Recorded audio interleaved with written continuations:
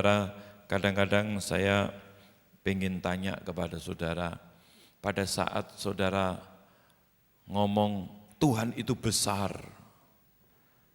bayangan kita itu sebesar apa sih? Tuhan itu perkasa, keperkasaan Tuhan itu sejauh mana sih? Itu loh saudara yang perlu. Akhir-akhir ini untuk bisa memotivasi atau paling tidak itu, saya seorang arsitek, seringkali kalau bayang-bayangkan itu harus ada sesuatu yang yang nyata itu dibayangkan itu apa. Kalau enggak bisa saudara. Membayangkan apa, misalnya kita mau desain sesuatu, mau gambar sesuatu, ini mesti ada dulu di sini bayangannya itu yang gimana gitu. Nah, makanya saya semakin hari semakin jelas perjanjian lama itu bayangan dari perjanjian baru. Semakin jelas untuk saya, saudara. Karena saya suka bayang-bayangkan. Ya. Nah, kalau kita berkata Tuhan itu besar, bayangan kita besarnya itu seberapa atau berupa apa gitu. Akhir-akhir ini saudara, ya saya harap saudara tidak bosan, tapi ini memotivasi saya. Sampai hari ini kalau saya merenung-renungkan Mazmur 8 itu, kalau aku lihat langit, bulan dan bintang ciptaanmu, siapakah manusia sehingga engkau memperhatikan? Dulu lewat saja kalau membaca ayat itu saudara. Tapi setelah tahu dimensi daripada bumi, matahari, dan bintang yang terakhir ditemukan, saya bisa kagum dan bisa membayangkan betapa besarnya pencipta kita itu. Jadi kalau mau membayangkan sesuatu itu harus tahu. Jangan cuma bayangkan, ya berkuasa dia ajaib. Ajaibnya, ajaib apa? Berkuasanya berkuasa yang bagaimana? Harus ada satu, maksud saya ada kenyataannya itu loh. Dasar kita membayangkan itu loh apa. Kalau bumi ini sebesar 1/12.000-nya matahari, artinya matahari itu besarnya 12.000 kali dari bumi. Terus terakhir bintang yang ditemukan itu sebesar 2.100 kalinya matahari. Nah, bintang yang terakhir ditemukan itu dibandingkan dengan bumi itu seperti 1 mili dibandingkan dengan 24 kilometer. Kemarin waktu sahabat fellowship, saya tanya Pak Sunaryadi, dari Manyar sini ke rumahnya Pak Sunaryadi berapa kilo? 23 kilometer. Itu jalan Mongin Sidi di Sidoarjo. Jadi kalau tambah 1 kilo lagi kira-kira sampai ya mau keluar Sidoarjo itu, Candi itu mungkin. Atau mungkin enggak sampai mungkin. Saya orang Sidoarjo jadi hafal saudara. Kalau seandainya bumi itu besarnya 1 mili, 1 wijen. Tahu wijen ya, yang diundi-undi itu loh kalau enggak tahu. Itu wijen, satu wijen. Bintang yang ditemukan terakhir itu diameternya, bunderannya itu, diameternya sebesar sepanjang 24 kilo. Kalau bumi 1 wijen, bintang yang terakhir ditemukan itu 24 kilometer diameternya. Itu ciptaannya. Belum penciptanya. Penciptanya itu yang saudara dan saya sembah. Akhir-akhir ini saudara, kalau saya mau nyembah Tuhan, kalau saya mau datang sama Tuhan, bayangkan Tuhan itu sudah, itu. Tapi Tuhan yang sebesar itu, yang sedahsyat itu menciptakan galaksi itu seperti itu. Bintang-bintang itu banyaknya jutaan loh ternyata saudara. Dan perputarannya itu kayak bisa terjadi otomatis. Kenapa saya semakin yakin? 23 September kemarin, 28 September kemarin, itu yang terakhir kan Tetrad Blood Moon, Masih tepat di hari raya Sukot. 2 tahun terakhir 2014-2015, Pasca 2014, tepat di situ terjadi blood moon. Kemudian Sukot 2014, tepat di situ terjadi blood moon. Kemudian Pasca 2015, terjadi lagi. Baru kemarin Sukot terjadi, makanya 4 kali tetrat blood moon. Berarti perputarannya itu masih tepat pada mulanya, seperti mulanya. Tepat, bisa dihitung. NASA menghitung bahwa 2014 dan 2015 tanggalnya tahu kapan terjadi gerhana bulan. Masih tepat. Berarti perputarannya itu masih sama.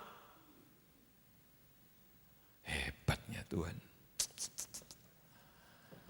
Saudara-saudara, ya itu dasar saya untuk membayangkan Tuhan itu.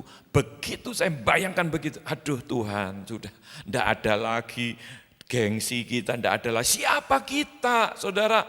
Sebesar wijen tadi itu loh dibandingkan dengan bulan. Lah sebesar wijen, kita ada di dalamnya. Saudara dan saya itu ada di dalamnya, dalam bumi ini kan, bayangin. Tapi kita yang sekecil debu, lebih kecil dari debu mungkin. Lah wijen kita di dalamnya, diperhatikan loh sama Tuhan. Makanya Mazmur 8 kalau saya membaca, enggak bosan-bosan saya. Kalau aku memperhatikan langit, bulan dan bintang ciptaanmu, siapakah manusia sehingga engkau mengindahkannya, sehingga engkau memperhatikannya. Siapa saudara dan saya? Manusia jelek ini, tapi diperhatikan sama Tuhan. Bangga enggak? Luar biasa. Saudara-saudara, itulah kalau kita mau membayangkan Tuhan kayak gitu loh. Tadi sebelum istri saya ngajak bersujud itu sebetulnya saya enggak tahu saudara. Tapi Tuhan itu sepertinya, rela enggak kamu sujud? Oh ya sangat rela Tuhan, kalau memang sujud terus saya kan sujud kan. Terus istri saya ngajak sujud. Sujud aja kok apa beratnya saudara. Kalau kita sudah ngerti dan bayangkan siapa Tuhan kita. Sudah kenal siapa Tuhan kita. Nah itu loh saudara. Kalau saudara ada keraguan, ada masalah, ada problem, ada apa, persoalan apa sajalah. Ingat, Tuhan yang begitu luar biasa yang menciptakan bumi, bulan, bintang dan sebagainya itu. Dan mengatur semua peredaran dan perputarannya di seluruh galaksi yang banyaknya jutaan. Itu mengasihi saudara dan saya. Apakah persoalan dan problem kita tidak ada jalan keluarnya? Saya percaya 1000%, mungkin 1.000.000%, pasti ada. Apa sih masalah kita? Nah dia yang menciptakan yang segitu luar biasa itu ya, dia sudah berfirman. Melalui firman-Nya yang kita sebut seringkali sebagai rambu-rambu untuk membawa saudara dan saya itu sampai kepada tujuan Tuhan. Tuhan punya tujuan terhadap setiap saudara dan saya. Untuk supaya saudara dan saya nyampe ke tujuan Tuhan itu tadi, ikuti rambu-rambunya. Baiknya luar biasa Tuhan itu saudara. Aduh, Tuhan itu baik luar biasanya itu. Nah pagi hari ini kita akan belajar salah satu dari apa yang Tuhan perintahkan, yang Tuhan mau untuk saudara dan saya lakukan. Apa itu? Nah ini sebetulnya sudah saya bagikan di Madiun minggu lalu. Ya minggu lalu saya enggak hadir dalam ibadah, ada pelayanan di Madiun. Mengamalkan kasih persaudaraan yang tulus ikhlas. Ini ada ayatnya saudara. Di dalam 1 Petrus 1 ayat 22, di situ dikatakan, karena kamu telah menyucikan dirimu oleh ketaatan kepada kebenaran, sehingga kamu dapat mengamalkan kasih persaudaraan yang tulus ikhlas. Hendaklah kamu bersungguh-sungguh saling mengasihi dengan segenap hatimu. Kalau membaca sepintas begini aja, ya itu sudah pandangan umum lah, sudah tahu lah secara umum. waktu saya minggu lalu saya baca ayat ini. Roh Kudus itu menuntun, menunjukkan nih loh, nih mauku, nih loh. Iya Tuhan. Saudara, kita lihat ya, ayat ini perhatikan baik-baik. Karena kamu telah menyucikan, kata itu saya tebalkan, menyucikan dirimu oleh ketaatan kepada kebenaran, sehingga kamu dapat mengamalkan kasih persaudaraan yang tulus ikhlas. Hendaklah kamu bersungguh-sungguh saling mengasihi dengan segenap hati. Telah menyucikan dirimu oleh ketaatan kepada kebenaran. Sehingga, kata sehingga, ini sebagai akibatnya. Karena kita telah menyucikan diri kita di dalam ketaatan akan kebenaran, sehingga kita bisa mengamalkan kasih persaudaraan. Saya balik, kalau kita belum menyucikan diri di dalam ketaatan akan kebenaran, bisa enggak kita mengamalkan kasih persaudaraan? No, di mata Tuhan loh. Ayatnya ini berkata, karena kamu telah menyucikan dirimu,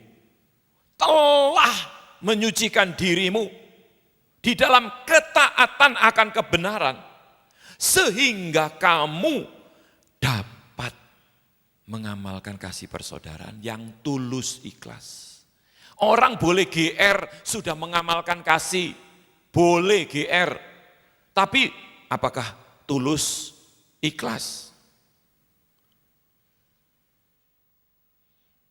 Jadi kalau seandainya seseorang belum menyucikan dirinya di dalam ketaatan akan kebenaran, dia tidak bisa loh saudara mengamalkan kasih persaudaraan. Jangan GR jadi orang Kristen. Banyak orang Kristen GR. Sehingga dia merasa lebih dari yang lain, menghakimi, mengata-ngatai yang lain, merendahkan yang lain dan sebagainya. Nanti kita akan belajar tentang kasih ini. Jadi kunci utamanya harus kita perhatikan di situ, saudara. Ada tiga. Ada tiga hal yang penting. Ayat yang tadi, telah menyucikan diri oleh ketaatan kepada kebenaran. Nah, Amplified itu ada tambahkan melalui Roh Kudus. Jadi kemampuan kita sendiri tidak akan mampu. Itu cuma ada di Amplified. Perhatikan, ada tiga hal penting di sini. Karena kamu telah menyucikan diri oleh ketaatan kepada kebenaran. Saya bagi tiga di situ. Satu, menyucikan diri. Dua, ketaatan. Tiga, kebenaran. Ini yang perlu kita tahu. Kesucian. Kesucian itu sudah tidak terlalu dipentingkan. Banyak pengajaran-pengajaran di dalam dunia kekristenan, iman, di dalam iman. Lu bener iman, tapi kalau enggak hidup suci ya konyol. Kesucian itu sudah tidak menjadi gaya hidup lagi sebagai orang percaya. Padahal karena kamu telah menyucikan diri. Jadi kalau tidak menyucikan diri, tidak hidup di dalam kesucian, ya jauh untuk bisa mengamalkan kasih persaudaraan. Jadi kesucian ini harus tetap menjadi lifestyle, menjadi gaya hidup orang-orang yang percaya di dalam Tuhan Yesus. Jarang gereja mengajarkan tentang kesucian, sudahan. Makanya hidup orang percaya nyandungi banyak orang-orang yang belum percaya. Bayangkan saudara,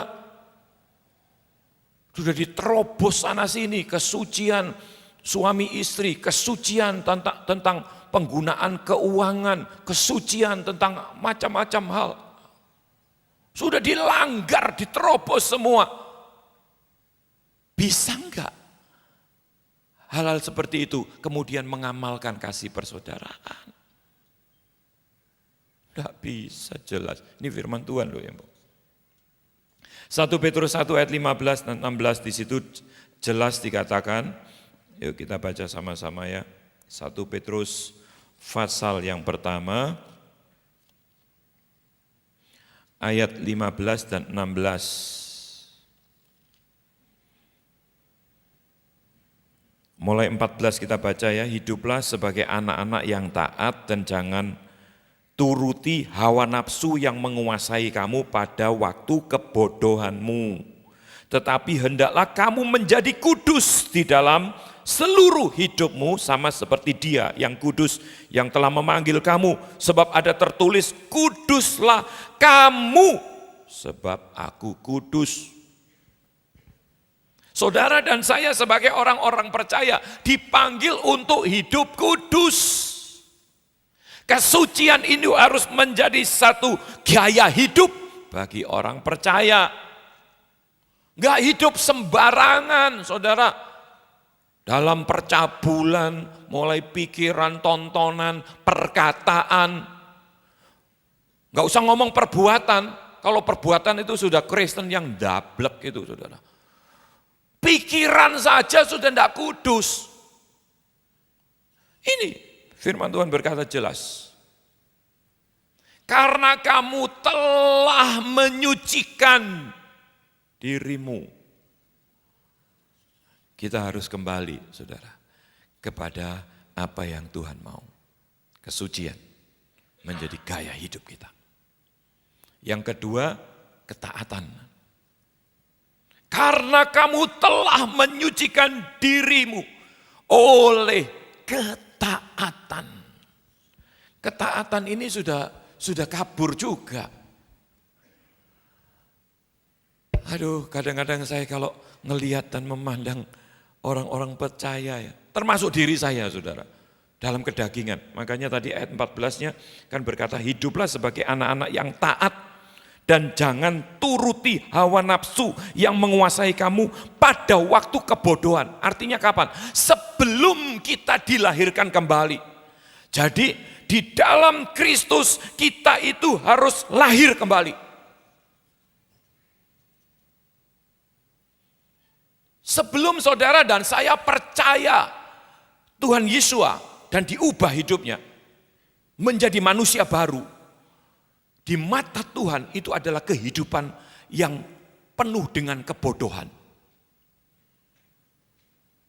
Makanya dikatakan di sini ayat 14-nya, hiduplah sebagai anak-anak yang taat dan jangan turuti hawa nafsu yang menguasai kamu pada waktu kebodohan. Orang yang di luar Kristus, orang yang di luar Tuhan Yesus, hidupnya itu dipenuhi dengan kebodohan. Lu pinter-pinter Pak, banyak yang profesor, doktor. Iya di mata manusia, di dunia. Tapi di mata Tuhan, bahasa Belandanya, koflek. Tidak ada bahasa Belanda koflek itu, saudara. Itu saya plesetkan aja dari goblok jadi koflek. Ya seperti itu. Orang yang di luar Tuhan, di mata Tuhan hidupnya itu penuh dengan kebodohan. Bayangin, saudara. Kalau kita perhatikan ya, sekarang ini orang yang sudah lahir baru yang bisa ngelihat. Kalau orang yang enggak bisa ngelihat terus hanyut di situ, ya saya meragukan. Makanya pagi hari ini tes manusia roh, saudara. Sudah dilahirkan kembali atau belum? Tes. Ini tes case pagi hari ini, 25 Oktober, jam 8:10, tes manusia rohani saudara. Sudah lahir baru atau belum? Kalau saudara menganggap atau merasa diri terlalu ekstrim ini, gereja ini terlalu ekstrim mengajarkan. Saya katakan saudara belum lahir baru. Kalau saudara masih terganggu dengan hawa nafsu saudara yang selalu ingin menuruti, yang selalu ingin mau dituruti, dalam percabulan, dalam keinginan-keinginan kedagingan semuanya. Dan saudara, hari ini 25 Oktober jam 8:10 saudara berkata waktu mendengar saya uraikan ini. Ekstrim. Saudara belum lahir baru. Nggak tahu, ini nggak tahu Roh Kudus ngomong seperti ini ya saya sampaikan aja saudara. Tapi kalau saudara menanggapi, iya betul ya. Kedaginganku ini, hawa nafsuku ini kok sih kuat begini ya. Tuhan ampuni Tuhan. Itu sudah ada tanda-tanda kelahiran kembali. Saudara, orang lahir baru itu bukan kuat dan gagah kita. Saya ngomong begini bukan sok-sokan. Saya pun waktu baca ini, Tuhan ampuni Tuhan, Loki yang jelek ini, kok pikirannya, keinginan hatinya kok sih ada aja. Ampuni Tuhan, ampuni Tuhan. Mau tak perbaiki, saya mau hidup lebih baik lagi, mau mentaati lebih lagi, mau ini. Loh itu loh. Bukan sok-sokan, saya sendiri sudah suci, sudah sempurna. Kalau sempurna dicubit sudah tidak sakit. Sudah tidak berdiri di sini. Enggak, sama aja. Saya yang ngomong pun belajar dari firman Tuhan ini sebagai pedang yang sudah menghantam saya dulu. Seperti itu, saudara. Ketaatan, tidak ada cara lain selain taat sampai mati. Filipi pasal 2 ayat 8 itu adalah teladan yang sudah diberikan oleh Tuhan Yesus. Dalam ketaatannya sampai mati di atas kayu salib. Bayangin. Kalau ayat 14-nya tadi, hiduplah di dalam ketaatan, jangan seperti waktu dalam kebodohan. Hidup di dalam ketaatan. Ya. Jadi yang pertama kesucian, yang kedua ketaatan, yang ketiga adalah kebenaran. Karena kamu telah menyucikan diri oleh ketaatan kepada kebenaran. Kebenaran apa? Oh saya taat kok, saya kalau menjaga kesehatan, mandi 3 kali, sikat gigi 3 kali, tidur 8 jam. Ini. Bukan itu maksudnya kebenaran. Kebenaran itu firman Tuhan ini. Firman Tuhan adalah kebenaran di mana Roh Kudus sebagai roh kebenaran yang akan memimpin kita ke dalam seluruh kebenaran. Yohanes 16 ayat 13. Yohanes 17 ayat 17, firman-Mu adalah kebenaran. Dan tidak berhenti sampai kita tahu, firman itu harus memerdekakan kita. Yohanes pasal 8 ayat 31-32, firman yang adalah kebenaran itu. Kamu mengetahui kebenaran yang adalah firman itu sampai kebenaran itu memerdekakan kamu. Berarti saudara kalau kita baca firman cuma sekedar baca untuk memenuhi target karena ada tugas bacaan Alkitab setahun. Tapi enggak, firman ini memberikan kemerdekaan di dalam hidup kita. Belum bisa lo mengamalkan kasih persaudaraan. 3 ini yang penting, kesucian, ketaatan, akan kebenaran, baru kita bisa mengamalkan kasih persaudaraan. Ya, saya kira jelas.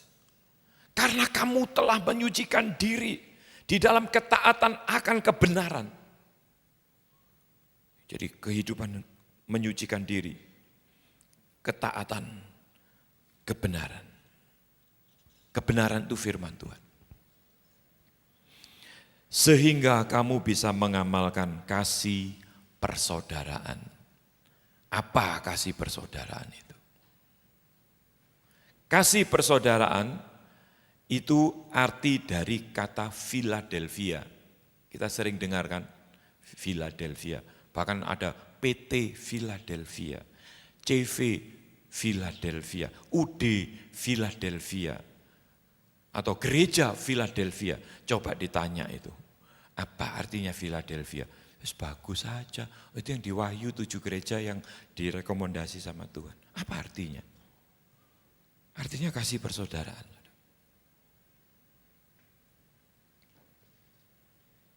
Makanya kita pernah dengar kata kasih, salah satu dalam bahasa Yunani adalah phileo. Kasih itu ada dua sebetulnya yang besar, kasih agape dan kasih phileo. Tapi ada dua lagi yang tersirat, tidak tersurat secara jelas-jelas. Kalau agape, phileo itu jelas-jelas ada katanya, kata-katanya. Tapi kalau ada storge, ada eros, itu secara tersirat saja di dalam kitab suci. Phileo, kita sering dengar, itu adalah kasih antar sahabat, terjadinya sesaat tidak terus-menerus, tergantung mood-moodnya. Dengan Tuhan kita hanya bisa mengasihi dengan kasih phileo ini, saudara.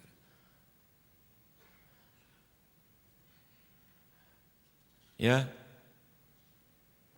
jadi tadi dikatakan,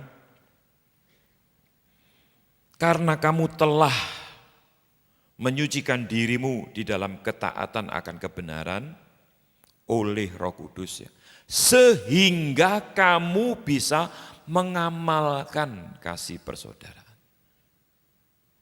Kasih phileo itu, saudara. Kasih phileo. Bahkan kita mengasihi Tuhan itu hanya sebatas kasih phileo. Kasih yang hanya mut-mutan, ya kalau kita jujur ya, saat-saat kita senang, saat-saat kita diberkati, saat-saat kita lulus, saat-saat kita berhasil sesuatu ini, rasanya sama Tuhan, terima kasih, rasa syukurnya itu bisa, ibadah itu bisa rajin. Tapi ada saat-saat kita moodnya enggak baik, moodnya gini.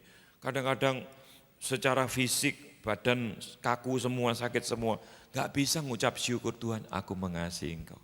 Sulit nyanyi, selamanya ku cintai tempat kediaman-Mu Tuhan. Sulit untuk mengucapkan gitu. Selamanya ku kagumi kasih-Mu tiada batasnya. Itu kasih Tuhan yang tiada batasnya, yang terus menerus. Itu kasih agape. Kasih phileo ini hanya kasih-kasih yang ya mut-mutan itu tadi. Sesaat, di saat kita senang. Coba suami istri, saat-saat ini menyenangkan. Tapi ada saat-saatnya muka nyebel nih. Loh, kalau Tuhan enggak pernah loh begitu, saudara. Kasih agape enggak pernah. Tuhan itu, kita itu berbuat apa saja, kasihnya itu masih ada di situ. Makanya Yohanes 3:16 itu karena begitu besar kasih Bapa akan dunia ini. Kasih di situ agape. Macam apa yang terjadi atau ada berapa macam orang-orang di dunia ini? Semua baik-baik? Enggak. Tapi Bapak mengasihi, itu kasih agape. Nanti saya jelaskan sedikit. Jadi kasih phileo itu kasih antar sahabat, terjadinya sesaat tidak terus-menerus. Dengan Tuhan kita hanya bisa mengasihi. Nah sekarang untuk mengasihi dengan kasih persaudaraan ini pun bagaimana? Tidak gampang juga. Nah kita bisa belajar dari jemaat di Philadelphia. Saudara, jemaat di Philadelphia itu jemaatnya kecil, bukan jemaat yang besar. Waktu kami datang ke sana, ya, di Turki letaknya itu kira-kira cuman berapa ya, 1 kapling rumah gitu loh, 12 mungkin, atau enggak sampai, mungkin 8 atau 10 kali 12 gitu. Ya katakanlah 1 kapling lah. Itu besarnya jemaat di Philadelphia. Dibandingkan dengan Efesus, Efesus itu satu kota, besar. Kalau jemaat gereja Philadelphia itu kecil. Makanya di dalam Wahyu pasal 3, mulai ayat yang ke-7 ya, saudara bisa baca sendiri nanti. Kita baca ayat yang ke-8 saja. Aku tahu segala pekerjaanmu, lihatlah aku telah membuka pintu bagimu yang tidak dapat ditutup oleh seorang pun. Aku tahu bahwa kekuatanmu tidak seberapa. Ini King James menuliskan a little strength. Kekuatanmu itu tidak seberapa. Kecil. Ya, terjemahan lain berkata kecil. Namun engkau menuruti firmanku dan engkau tidak menyangkal namaku. Ini yang Tuhan beri rekomendasi. Namun engkau menuruti firmanku dan tidak menyangkal nama Tuhan. Saudara, mungkin kita tidak terlalu dianggap, mungkin kita orang yang ya bukan orang yang nonjol, tidak kaya, tidak pinter, tidak apa. Mungkin kita sebagai institusi tidak terlalu terkenal, tidak terlalu berpengaruh, tidak terlalu apa. Namun, nah ini yang penting, menuruti firmanku dan tidak menyangkal namaku. Saudara, kalau dulu saya baca nama menyangkal nama Tuhan, itu antikris, itu orang-orang yang tidak mengaku percaya. Tapi setelah hari-hari ini Tuhan bukakan namanya yang benar. Yang dimaksud ini kan firman Tuhan. Tuhan pasti yang dimaksud namaku, nama Tuhan itu pasti nama yang benar. Ya ini tadi ayat yang sudah kita baca. Namun engkau menuruti firmanku dan engkau tidak menyangkal namaku. Jadi kalau kita mau menerapkan kasih persaudaraan, turuti saja firman Tuhan. Dan jangan nyangkal namanya. Ya, sederhana saudara, itu langkah praktisnya. Tapi kita lanjutkan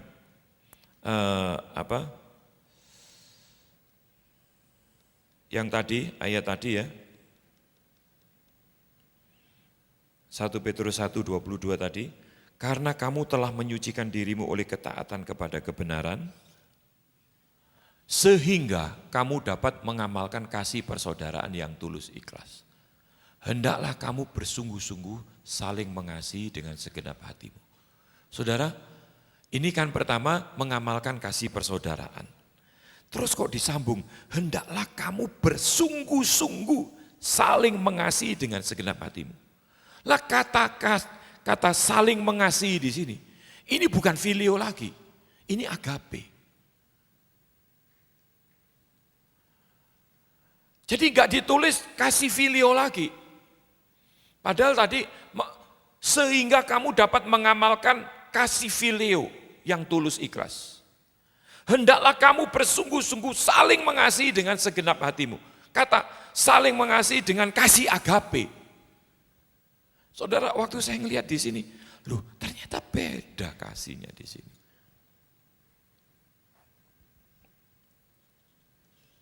Ya, kita lihat tadi, ini tadi sudah kan, 3 hal penting.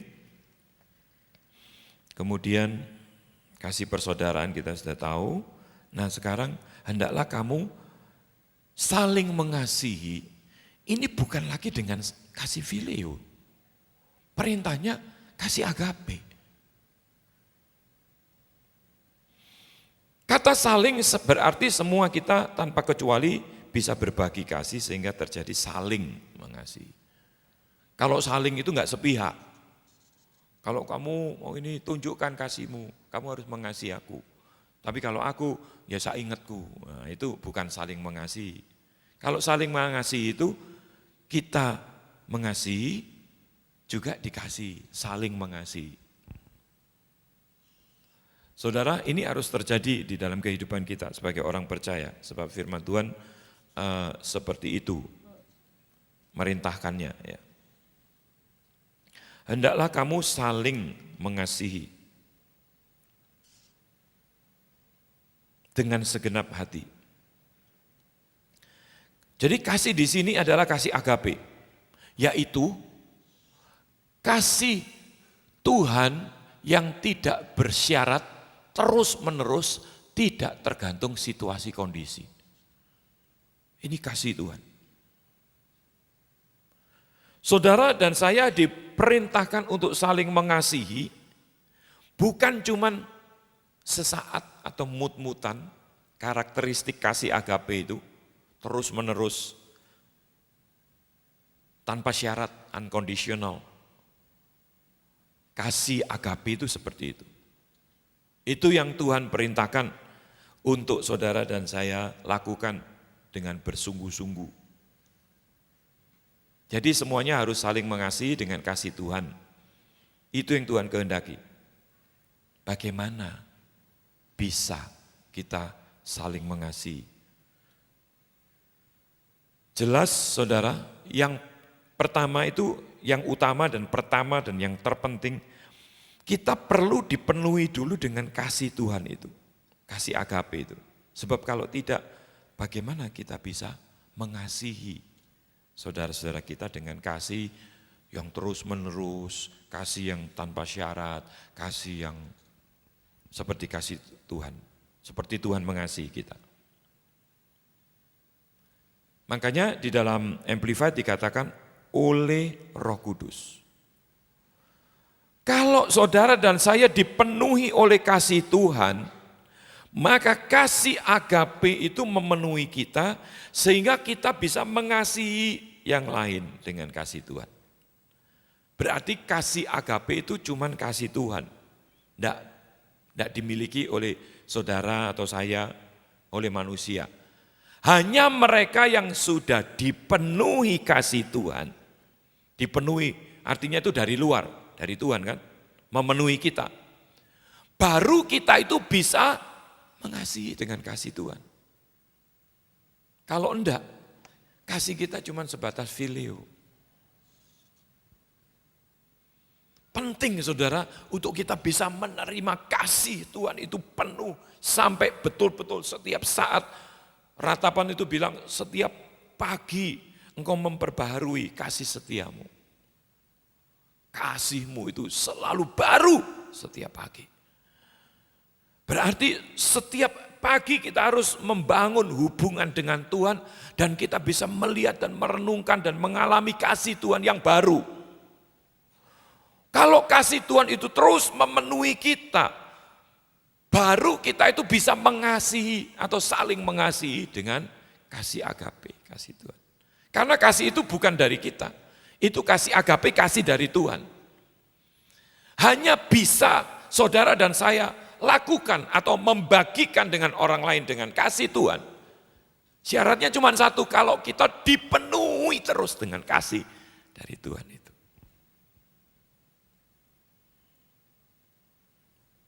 Kalau cuma dari diri kita sendiri, itu kasih filio.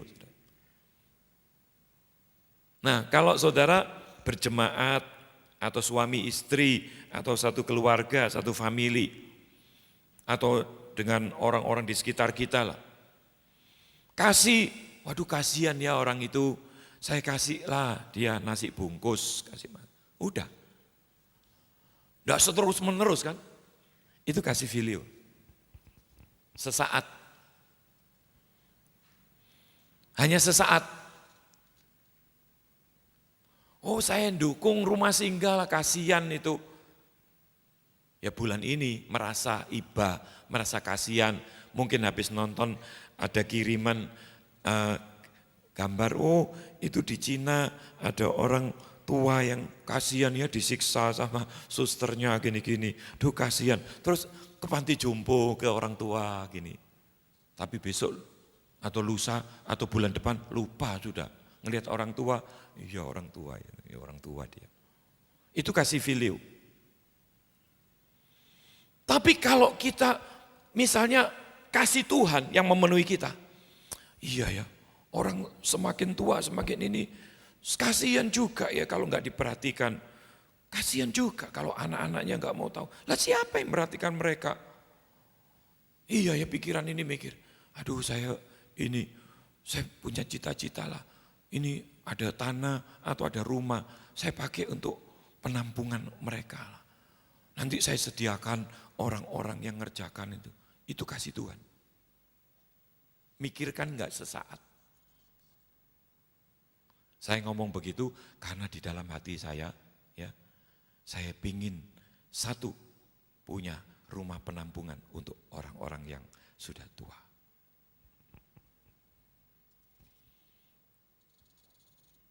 Ini saya bicara dengan seseorang, tinggal tunggu konfirmasi aja.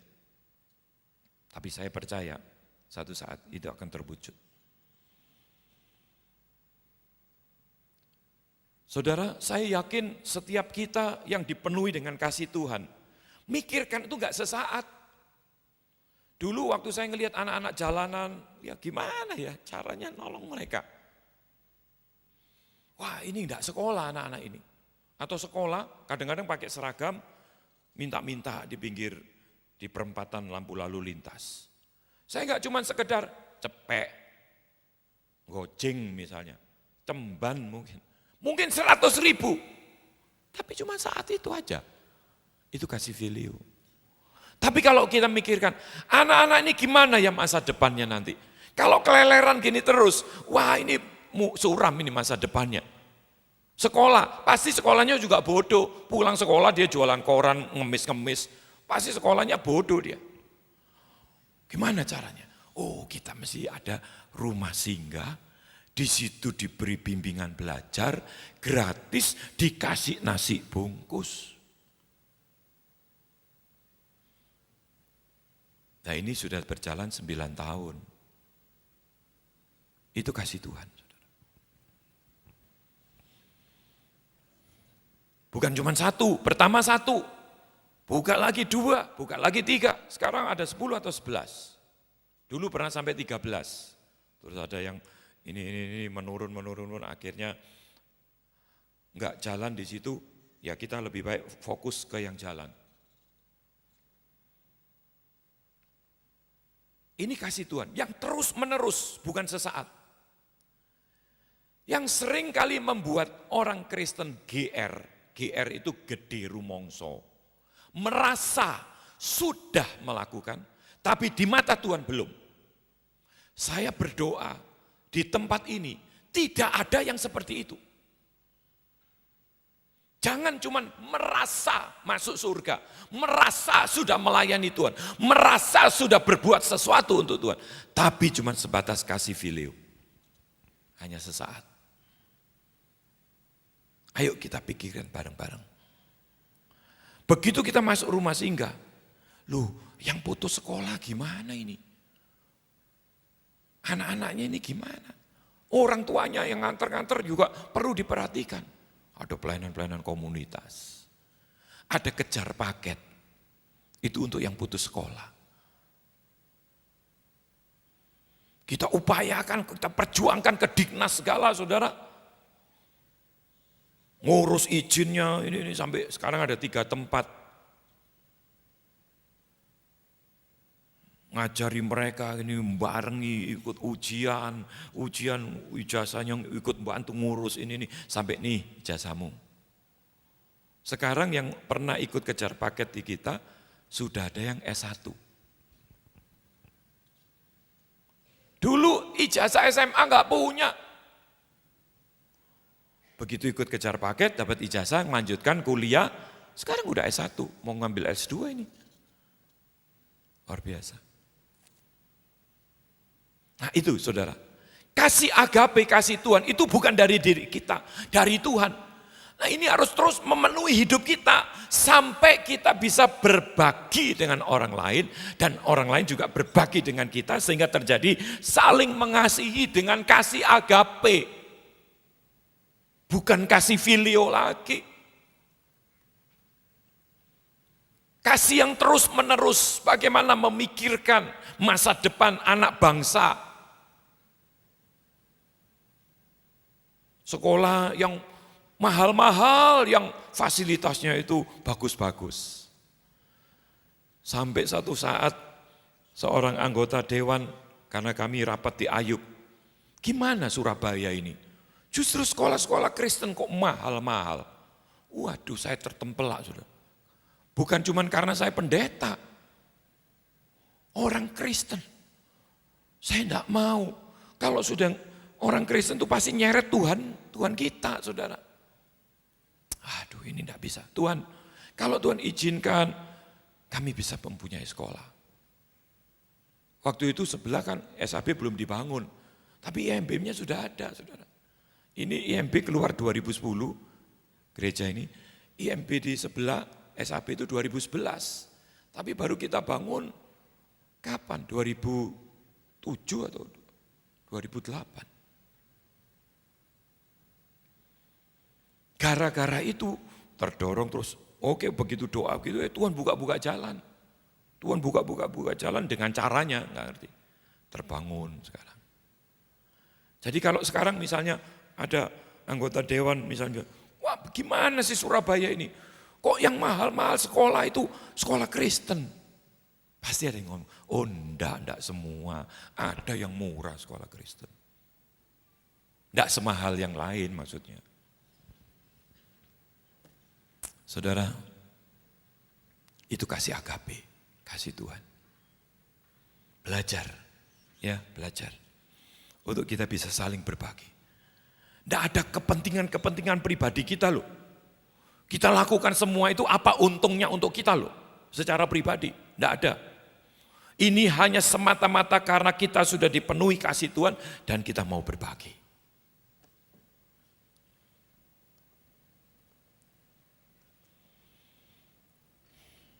Nah kasih agape ini saudara, kasih yang bisa mempersatukan dan menyempurnakan. Dan di atas semuanya itu, Kolose 3:14, kenakanlah kasih. Kasih di sini agape sebagai pengikat yang mempersatukan dan menyempurnakan. Saudara kalau kita cuman bisa, ku kasihi kau dengan kasih Tuhan. Dirangkul. Ku kasih kau dengan kasih Tuhan. Ku lihat di wajahmu. Sudah. Ya saat itu tok ngerangkul. Besok yang enggak ngerangkul lagi, besok lupa mungkin. Mungkin berbuat salah. Itu filio tadi.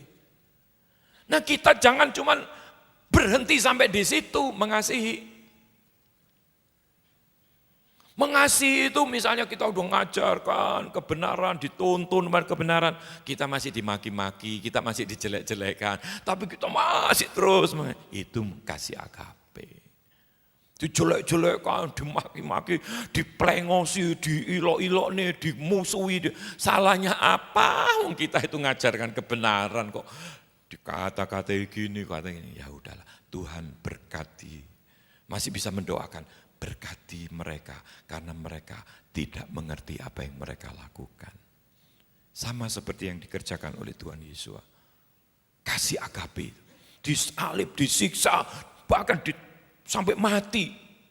Tapi sebelumnya Tuhan berkata, berdoa, bisa mendoakan. Kasihanilah mereka Tuhan, karena mereka tidak tahu apa yang mereka lakukan. Itu kasih agape, saudara.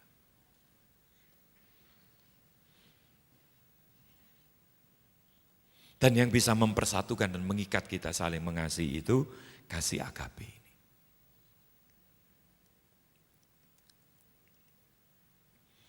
Berarti saudara, Tuhan itu menghendaki kasih kita dari kasih persaudaraan, kasih filio, meningkat terus karena terus diisi dengan kasih Tuhan, meningkat terus sampai bisa saling mengasihi dengan kasih agape. Saling mengasihi bukan dengan kasih filio. Saling mengasihi di situ, saling mengasihi dengan kasih agape, kasih Tuhan. Tuhan mau supaya semua kita di tempat ini bisa saling mengasihi dengan kasih yang dari Tuhan. Gimana caranya? Minta, dipenuhi terus dengan kasih agape. Kita enggak punya, itu punya Tuhan, kasih agape itu. Tapi kita bisa saling mengasihi dengan kasih Tuhan. Kalau hidup kita terus dipenuhi dengan kasih Tuhan. Kita bisa berbagi dengan kasih Tuhan. Terus meningkat. Terus meningkat.